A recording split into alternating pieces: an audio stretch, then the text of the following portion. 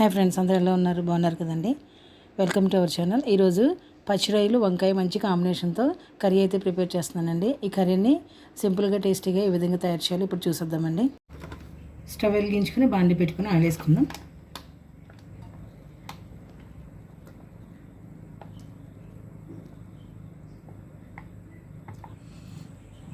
Oil heat అయిన తర్వాత onion cut చేసుకున్న ఆనియన్స్ తర్వాత గ్రీన్ చిల్లీస్ వేద్దాం.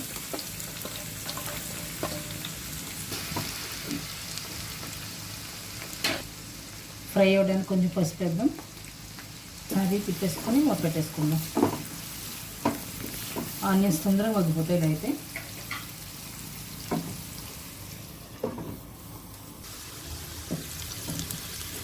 ఆనియన్స్ ఫ్రై అయిన తర్వాత అల్లం వెల్లుల్లి పేస్ట్ వేసేద్దాం.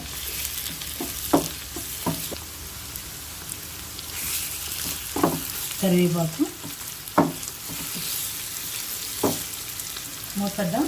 ఈ అల్లం వెల్లుల్లి ఫ్రై అయిన తర్వాత చూద్దాం. అల్లం వెల్లుల్లి ఫ్రై అయిపోయిన తర్వాత కట్ చేసి పెట్టుకున్న టమాటా పీసెస్ వేసుకుందాం. ఒకసారి తిప్పేసుకొని మూత పెట్టేసుకుందాం. తొందరగా కుక్ అయిపోతాయి.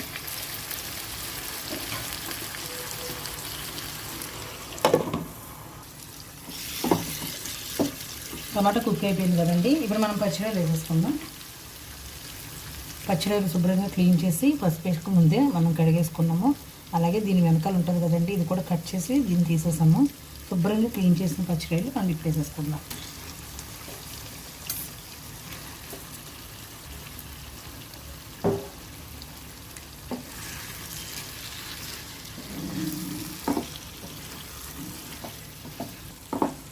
ఇవి కలిపేసుకుని కొద్దిసేపు మూత పెట్టుకుందాం.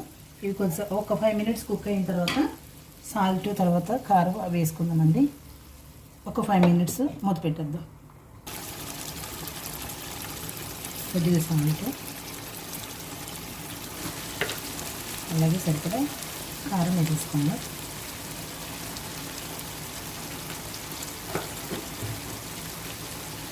ఒకసారి తిప్పేసుకుంటున్నాను.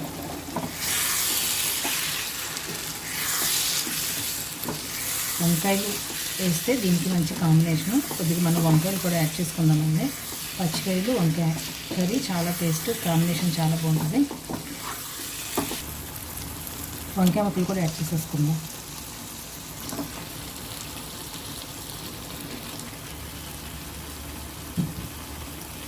ఒకసారి తిప్పేసుకుని మూత పెట్టేసుకుందాం. ఒక 5 minutesలో కుక్ అయిపోతుంది వంకాయ. మూత పెట్టేద్దామండి. దాని పచ్చికాయలో వాటర్ ఉంటుంది కదండి, పైకి వస్తుంది. ఇది ఎగిరిపోయే వరకు మనం మూత పెట్టేసుకుందాం.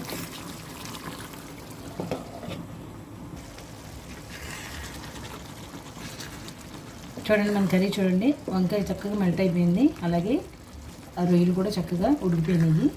ఇప్పుడు మనం ఈ గ్రేవీ కూడా కొద్దిసేపు ఉంటే మొత్తం గ్రేవీ కూడా ఎగిరిపోతుంది. ఇప్పుడు మనం కొద్దిగా మసాలా పౌడర్ అయితే యాడ్ చేసేసుకుందామండి. ఇది హోమ్ మేడ్ మసాలా తెలుసు కదండి, అన్నీ దీనిలోనే ఉంటాయి. దీంట్లోకి మనం టమాటా వేసాం కాబట్టి చింతపండు ఏమి వేయవలసిన అవసరం లేదు.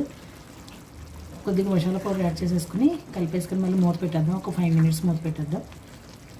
ఈ గ్రేవీ అంతా దగ్గర పడిపోయిన తర్వాత కొత్తిమీర వేసుకొని దింపేస్తున్నానండి. ఒకసేపు మూత పెట్టుకుందాం.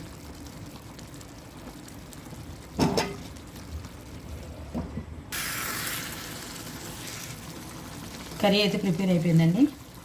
పచ్చిరొయ్యలు వంకాయ కర్రీ అయితే రెడీ అయిపోయింది. ఇంకా మనం లాస్ట్ని కొత్తిమీర వేసేసుకుని దించేసుకుందాం. కొద్దిగా కొత్తిమీర యాడ్ చేసుకుని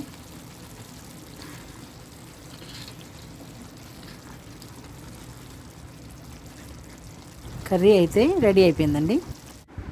చూసారు కదా ఫ్రెండ్స్, ఈ వీడియో మీకు నచ్చినట్లయితే లైక్ చేయండి, షేర్ చేయండి, కామెంట్ చేయండి. అలాగే కొత్తగా చూసేవాళ్ళు మా ఛానల్ని సబ్స్క్రైబ్ చేసుకోండి.